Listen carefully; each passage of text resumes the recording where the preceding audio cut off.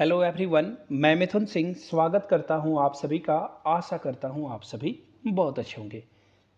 हम लोगों ने अभी तक बौद्ध धर्म से जो भी क्वेश्चन पूछे जाते हैं उसको कर लिया है। अब हम लोग जैन धर्म में के बारे में सारी जानकारी देखेंगे। आप लोगों से रिक्वेस्ट है, जिन लोगों ने बौद्ध धर्म की वीडियो नहीं देखी है, कमेंट सेक्शन में आपको उसका लिंक मिल जाएगा। प्लेलिस्ट में बीपीएससी क्लासेस से भी आपको एक प्लेलिस्ट की वीडियो मिल जाएगी, वहाँ से जाकर आप सारी वीडियो को देख सकते हैं। तो चलिए बिना किसी डिले के हम लोग क्वेश्चन स्टार्ट करते हैं।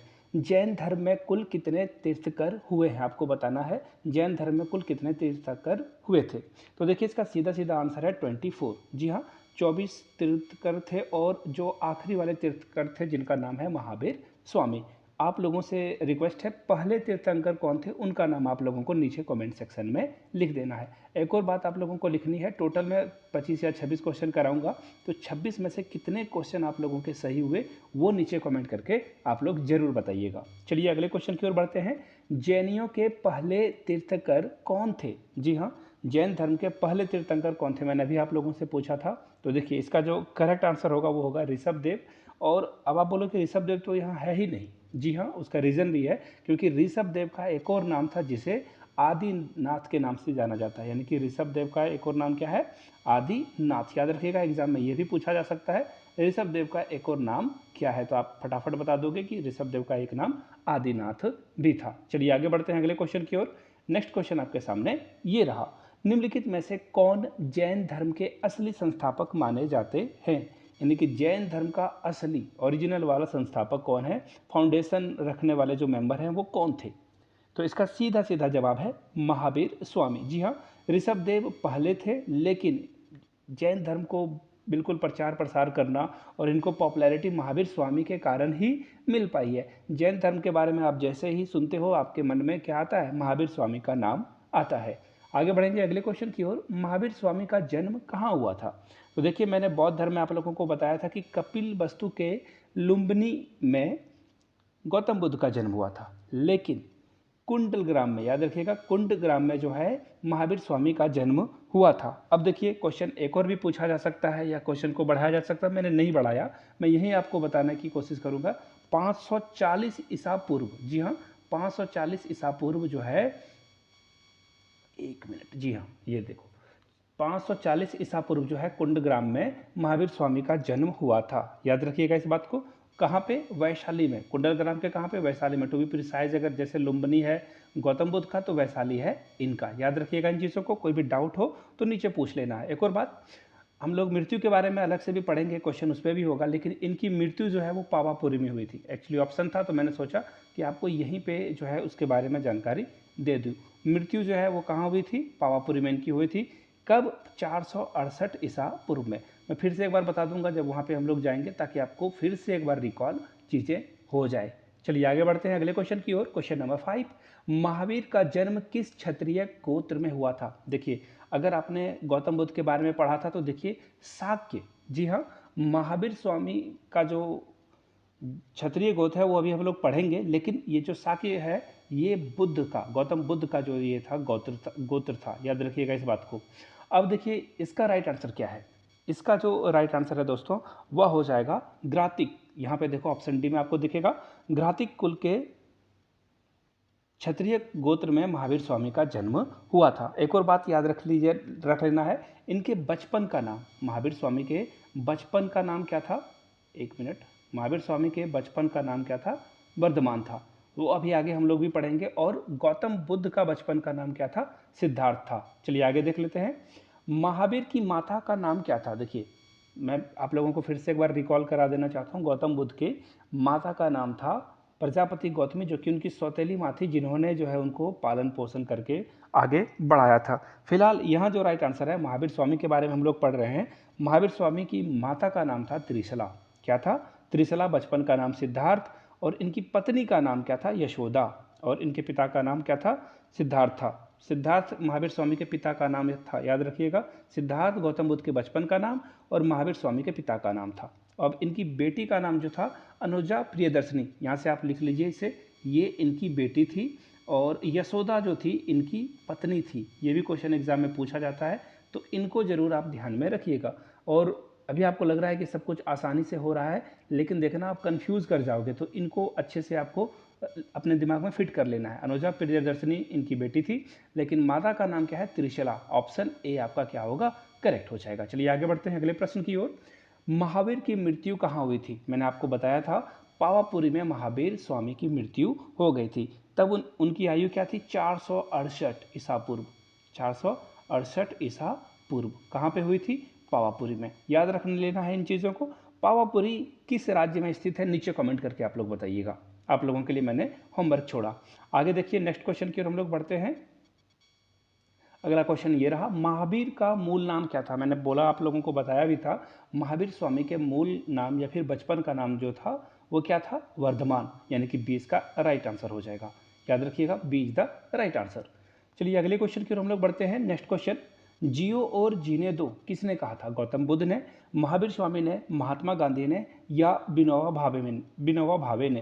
तो देखिए, जियो और जीने दो को महावीर स्वामी ने बताया था। महावीर स्वामी ने क्या कहा था कि जियो और दूसरे को भी जीने दो, यानी कि 20 का क्या होगा? करेक्ट आंसर हो जाएगा। आप लोग से रिक्वेस्ट है, अगर आपको इसकी पार्ट 2 चाहिए होगी तो नीचे पार्ट 2 जरूर कमेंट कीजिएगा। अगर आप वीडियो यहाँ तक देख लियो तो मुझे पता चलेगा कि आप लोगों को इसका पार्ट 2 भी चाहिए होगा, तो नीचे कमेंट करके आप लोग बता दीजिएगा। जैन धर्म में पूर्व ज्ञान के लिए क्या शब्द दिया गया, यानी कि पूर्ण ज्ञान जिसको प्राप्त हो जाएगा उसे क्या कहा जाएगा? देखिए, पूर्ण ज्ञान की प्राप्ति को कैवल्य कहा गया है। क्या कहा गया है? कैवल्य। याद रख लेना है इस चीज़ को, बहुत बार एग्जाम में ये मेनी टाइम्स पूछा जा चुका है, कैवल्य। लेकिन निर्वाण जो है मृत्यु को कहा गया है। अगर किसी को मृत्यु प्राप्त हो गई तो उसे निर्वाण कहा जाता है। हम लोगों ने बौद्ध धर्म में जब पढ़ा था इन चीज़ों को तो वहाँ पे ये बातें आई थी। महावीर और बुद्ध दोनों ने किसके शासनकाल में उपदेश दिया था? ये क्वेश्चन मैंने आपको बौद्ध धर्म के समय भी पढ़ाया था। इसका राइट आंसर क्या हो जाएगा? बिंबिसार। और एक और बात याद रखना है, महावीर स्वामी के जो हैं बिंबिसार रिश्तेदार भी थे। आई मीन ये इनके बीच में क्या था? रिलेशन भी था। ये जो है फैमिली में मैटर में भी इन्वॉल्व थे ये दोनों। और महावीर स्वामी और बौद्ध के समकालीन कौन थे? बिंबिसार। ये क्वेश्चन बहुत बार आता है, समकालीन या फिर किसके शासनकाल में गौतम बुद्ध और महावीर दोनों ने उपदेश दिए हैं। तो Bimbisara is the right answer. फिलहाल ये देखो, ये मैं लिख देता हूँ, ऑप्शन ए इसका करेक्ट आंसर होगा। चलिए अगले क्वेश्चन की ओर हम लोग बढ़ते हैं। निम्नलिखित में से कौन सबसे पूर्वकालिक जैन धर्म कहलाता है? देखिए, आपको बताना है कि सबसे पूर्वकालिक क्या कहा जाता है। तो इसका राइट आंसर क्या हो जाएगा? 14 पूर्व, यानी कि डी के साथ आपको जाना था। फिलहाल हम लोग जाएंगे अगले क्वेश्चन की ओर। क्वेश्चन नंबर 13, जैन साहित्य को क्या कहा जाता है? जैन साहित्य को क्या कहा जाता है? तो देखिए, इसका राइट आंसर क्या है? आगम। आगम इज द राइट आंसर। और त्रिपिटक जो है वो बौद्ध धर्म के बारे में बात करता है। कौन? बौद्ध धर्म के बारे में। तो बौद्ध धर्म हम लोगों ने पहले पढ़ रखा है। लिंक में आपको कमेंट में जो है लिंक दे दिया गया है वीडियो को, वहाँ से देख सकते हो, चाहो तो डिस्क्रिप्शन से भी या फिर प्लेलिस्ट से भी। अब आगम के बारे में बात करते हैं। ये जैन साहित्य का जो है क्या है? साहित्य है जिसे आगम कहा जाता है। एक और बात याद रखना है, इसमें टोटल 12 अंक हैं। कितने अंक हैं? 12 अंक हैं। याद रखिएगा, एग्जाम में ये बार बार पूछ ही लिया जाता है। फिलहाल पूछेंगे हम लोग अगले क्वेश्चन की ओर। अगला क्वेश्चन है, भगवान महावीर का प्रथम शिष्य कौन था? यानी कि महावीर स्वामी के प्रथम शिष्य का नाम आपको बताना है। तो देखिए, इसका राइट आंसर, इनके दामाद का नाम क्या था? जमाली, जो कि इनके प्रथम शिष्य थे। और इनकी पत्नी का नाम क्या था? यशोदा। और इनकी बेटी का नाम अनुजा प्रियदर्शनी था। याद रखिएगा, इन चीज़ों को बार बार एग्जाम में ये रिपीट होते रहते हैं। महावीर स्वामी से ही जैन धर्म के बारे में ज़्यादा पूछा जाता है। श्यादवाद किसका सिद्धांत है? किस धर्म का सिद्धांत है श्यादवाद? तो देखिए, इसका राइट आंसर क्या हो जाएगा? जैन धर्म। ये तो अभी आपको ईजी लग रहा है, लेकिन एग्जाम में ना आप डाउट में रह जाओगे कि ये किसका है। श्यादवाद जो है जैन धर्म का क्या है? सिद्धांत है। फिलहाल हम लोग पढ़ेंगे अगले क्वेश्चन की ओर। नेक्स्ट क्वेश्चन आपके सामने ये रहा। देखो, क्वेश्चन नंबर 16 में क्या बातें कही गई है? त्रिरत्न सिद्धांत, सम्यक ज्ञान, सम्यक दर्शन, सम्यक आचरण, जिस धर्म की महिमा है उसे क्या कहा जाता है? सम्यक ज्ञान यानी कि सही सही सात्विक ज्ञान होना जरूरी है। आई मीन चोरी छल, किसी का ताला तोड़ लेना, ये सब ज्ञान नहीं होना चाहिए। सम्यक दर्शन यानी कि आप जिस चीज़ों को देख रहे हो, सोच रहे हो, मन में कोई भी गलत विचार नहीं आने चाहिए। सम्यक आचरण यानी कि आपको व्यवहार भी सबके साथ अच्छा ही करना है। ये सारी बातें आपको कहाँ मिलेगी? ये सारी बातें आपको जैन धर्म यानी कि ऑप्शन ए में मिल जाएगा। चलिए फिलहाल हम लोग अगले क्वेश्चन की ओर बढ़ेंगे। क्वेश्चन नंबर 17, जैन समुदाय में प्रथम विभाजन के श्वेतांबर जो संप्रदाय थे उनके संस्थापक कौन थे? तो देखिए ये क्वेश्चन ना बहुत बार एग्जाम में आ चुका है। इसका राइट आंसर हो जाएगा स्थूलभद्र। अब देखिए श्वेतांबर और एक दिगंबर में ये बटा था, तो दिगंबर जो संप्रदाय थे उनके अध्यक्ष का नाम भद्रबाहु था, जिनके बारे में भी आगे भी हम लोग पढ़ेंगे। तो फिलहाल आगे बढ़ लेते हैं हम लोग। प्रथम जैन संगीति का आयोजन कहाँ हुआ था? देखिए क्वेश्चन क्या पूछेगा एग्जाम में कि कब हुआ था, तो आपको बताना है 322 ईसा पूर्व में हुआ था। कब हुआ था? पहला 322 ईसा पूर्व में। और अभी हम लोगों ने क्या पढ़ा? दिगंबर और श्वेतांबर दो संप्रदाय में ये विभाजित हो गया था। इसी संगीति के बाद जो है ये विभाजित हुआ था। और क्वेश्चन में ये भी पूछा जा सकता है कि आयोजन किसके शासनकाल में किया गया? जैन संगीति का। तो इसका राइट आंसर क्या हो जाएगा? चंद्रगुप्त मौर्य। क्या हो जाएगा? चंद्रगुप्त मौर्य। याद रखिएगा, चंद्रगुप्त मौर्य के समय में ही प्रथम जैन संगीति का आयोजन हुआ था। कब हुआ था भाई? 322 ईसा पूर्व में। कहाँ हुआ था ये भी क्वेश्चन पूछा जाता है, तो आपको याद रखना है पाटलिपुत्र में। कहाँ हुआ है भैया? पाटलिपुत्र में। ये भी एग्जाम में पूछा जाता है। 1 2 3, एक के साथ 3 फ्री मिल गए आपको। चलिए फिलहाल आगे बढ़ेंगे अगले क्वेश्चन की ओर। नेक्स्ट क्वेश्चन आपके सामने ये रहा। द्वितीय बौद्ध जैन संगीति का जो है आयोजन कहाँ हुआ था? जगह का नाम आपको बताना है। तो बल्लभी जो कि कहाँ है? गुजरात में है। याद रखिएगा, कभी कभी गुजरात भी ऑप्शन दे दे तो आपको डरने की जरूरत नहीं है। गुजरात में द्वितीय बौद्ध संगीति का आयोजन हुआ था। कब भैया? 512 ईस्वी में। कब हुआ था? 512 ईस्वी में। अब देखिए एग्जाम में ये भी पूछ लिया जाता है किसके शासनकाल में, तो आपको याद रखना है कुमार गुप्त के शासनकाल में। किसके शासनकाल में? कुमार गुप्त के शासनकाल में। चलिए आगे बढ़ लेते हैं अगले क्वेश्चन की ओर। नेक्स्ट क्वेश्चन आपके सामने ये रहा, क्वेश्चन नंबर 20। जैन साहित्य का संकलन किस भाषा और लिपि में किया गया है? भाषा का भी नाम बताना है, लिपि का भी नाम बताना है। तो देखिए इसका राइट आंसर हो जाएगा प्राकृत, यानी कि प्राकृत भाषा में इसका संकलन हुआ है। और लिपि का नाम है अर्धमागधी, यानी कि ए के साथ आपको बढ़ना था। और बौद्ध के बारे में अगर पूछ लिया जाए तो पाली आपको याद रखना है। क्वेश्चन नंबर 20, अनुव्रत शब्द किस धर्म से जुड़ा हुआ है? अनुव्रत की अगर हम लोग बात करें तो ये है राइट आंसर जैन धर्म।